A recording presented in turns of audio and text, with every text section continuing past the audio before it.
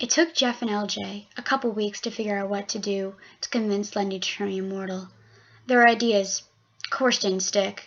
Lundy still didn't make me immortal. But after a while, they gave up on the idea and continued to kill. I would go with them on occasion, depending on how big the family was or how bad the killing would get.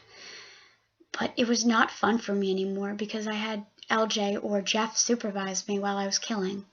It was a pain in the ass. It was like being babysat. I was just as old as Jeff was. For crying out loud. It wasn't that difficult, man. But he thought it was a big deal. Finally, one night they came home exhausted from their killing. They were covered in crimson blood. Jeff's whole sweatshirt, a red mess. His pants were ripped. LJ's feathers that sat upon his shoulder were wrinkled and ripped and had blood dripping from them, along with his claws, which were soaked in blood. He must have dumped him in a bucket of blood or something. I don't know what it was, but they were just dripping red. After that, they went upstairs and went to bed, so I figured it'd be the perfect time for me to go killing. So I grabbed my black hoodie and put it on. Since a couple weeks had passed, my creepypasta, I finally got into my creepypasta form, where I had long, sharp claws, kind of like LJ's, but only a lot sharper, and they didn't break as easy. And my teeth that were originally pointy got even sharper, like demon's teeth, sort of. And my eyes that were originally a beautiful sapphire blue turned into a ruby red. So I started out of the house, walking towards the red house that I had my sights on for a long time, that I never got the chance to go. As I approached it, I felt somebody follow me. I turned around and saw no one. So I continued on my way to the house. Finally, I had enough. I figured somebody was following me, so I turned around.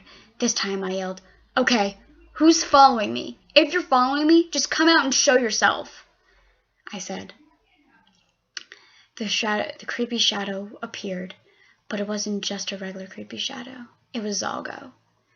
His whole body turned from its black shadowy form to its red and black shadowy form. His eyes beamed red. The little sharp mouths all appeared all over his body, and his original mouth that he could use for talking gave a hellish smirk. He said, "Well, why are you out all alone? Aren't you supposed to be with Jeff and LJ?" "Yeah, right. Like I would want to go with them. They've cut off my whole thing of wanting to kill because, I'm not immortal," as I mocked towards him. "Not immortal, eh?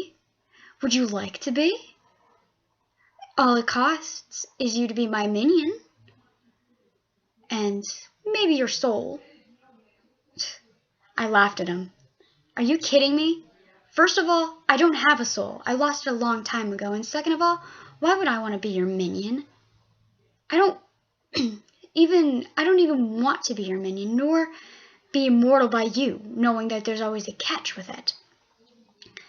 But he looked at me, and quickly, and with a sudden burst, he used his claws that he had and stabbed me right in the middle of my abdomen. I fell to the ground, bleeding from my core, but it soon healed. And I asked him, "What the fuck did you do to me? I told you I don't want to be your minion." "Don't worry. You'll see," he said, and he disappeared within the night. I looked and saw that my wound was gone, but at the same time it wasn't. I just ignored it like it was nothing. Didn't want to tell Jeff what happened because he would get all over my ass and say, "Why'd you go here? Why'd you do this?" So I just ignored it. I continued going to the house. Finally, I opened it and went to the parents' room first. This time I killed the parents, knowing that if I got shot, it wouldn't be as fun. I killed the parents with great ease. Then I went to the two children's room and killed them silently. I finally came home. I finally was on my way home when a sharp pain went through my body. I fell to the ground, holding my chest, wondering what the hell was going on. I started coughing up blood. I figured something must have stabbed me. Something must have attacked me or something. So I turned around, but no one was there. I still coughed up blood. But finally, I figured if I got to the house and got to Slendy, he would be able to fix me up or something. So I quickly got to my feet, even though my hands were covered in my own blood, and ran to the house. I banged on the door. Slendy! Slendy! He opened the door and looked at me in shock. What's wrong, child? I don't know. And as I said that, I collapsed in front of him. The whole world became a blurry mess, and I didn't know what to do after that.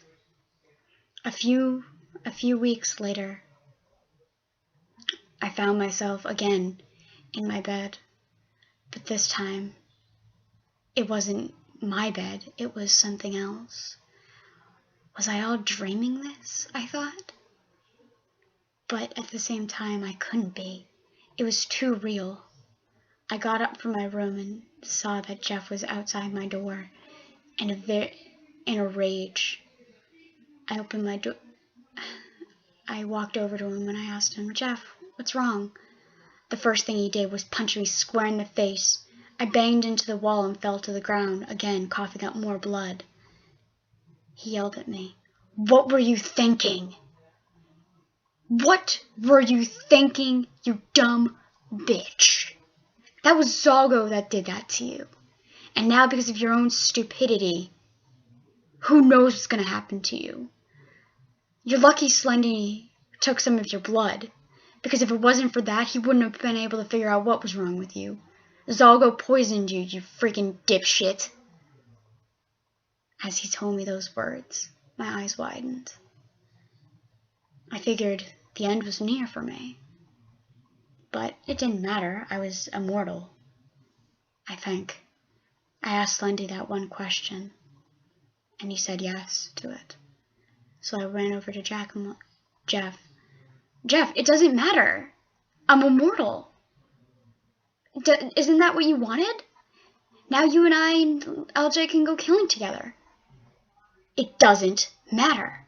You took the deal from Zalgo, meaning he will do anything to kill you if you disobey him.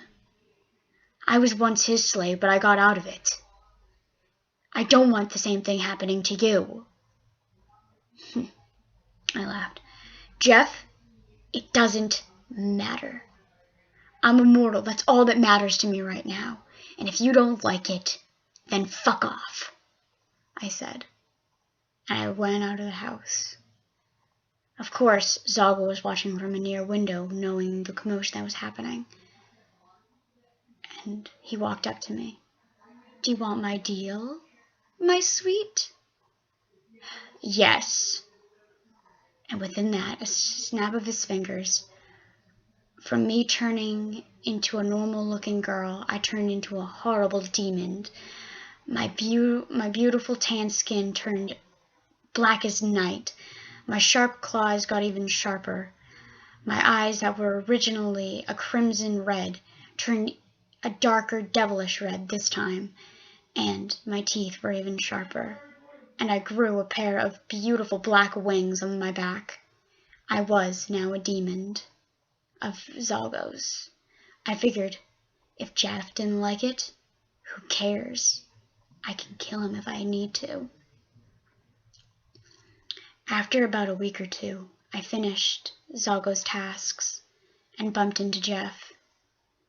The one thing Zalgo told me to do is if I ever bumped into Jeff and LJ, to kill them. And that command rang in my head. Jeff turned and saw me. Kira? Is that you? Without another word, I slashed at Jeff, cutting half of his torso. He fell to the ground holding his chest.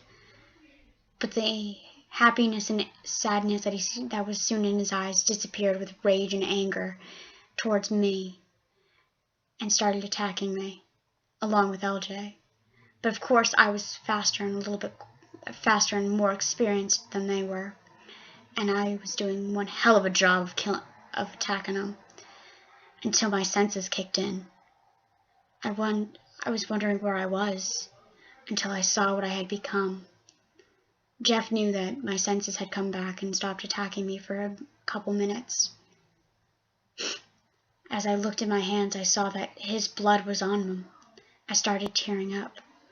"Jeff, this isn't me. This isn't me," I said to him. "I know it's not, but I don't know what to do." The first thing that came in my head was, "Jeff, LJ, you have to kill me. I know I'm immortal, but if both of you kill me at the same time, I should die," I said. And with that, I snapped back into the mode Zalgo had me in, and I continued to attack. After a few more minutes, LJ and Jeff both looked at me with the tears in their eyes, and they both plunged their claws and knife into my chest. Finally, and they went through my back and on to the other side. I looked over my shoulder to see the knife and their claws through my back. They took him out quick, and I fell to the ground, coughing up my own blood, choking on it. Finally, I snapped back into reality, to my real self. I started crying. "Jeff, thank you. Thank you for freeing me," I said. "Jeff, I guess it is time for me to go to sleep. But don't worry. I was immortal for once. We had our fun." And as my words trailed off, Jeff kept saying, "You can't go to sleep. Even though I made you, you can't. You're mine.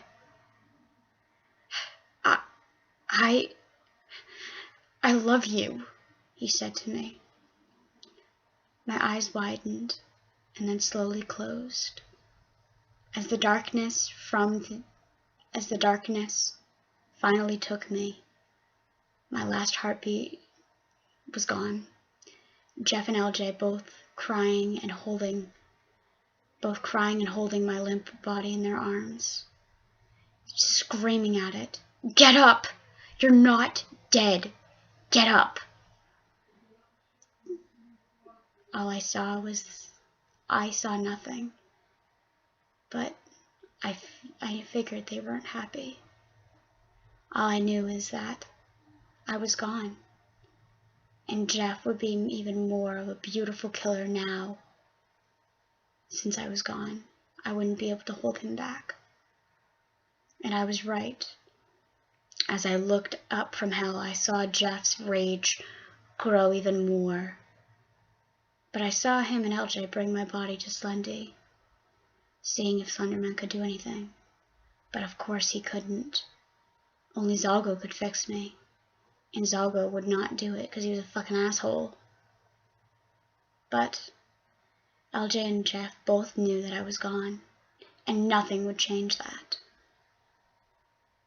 So they decided to put my body in the ground where it belonged, and they continued to kill anyone who walked near my grave, which was everybody. They purposely did that so they could kill anyone who disrespected my grave.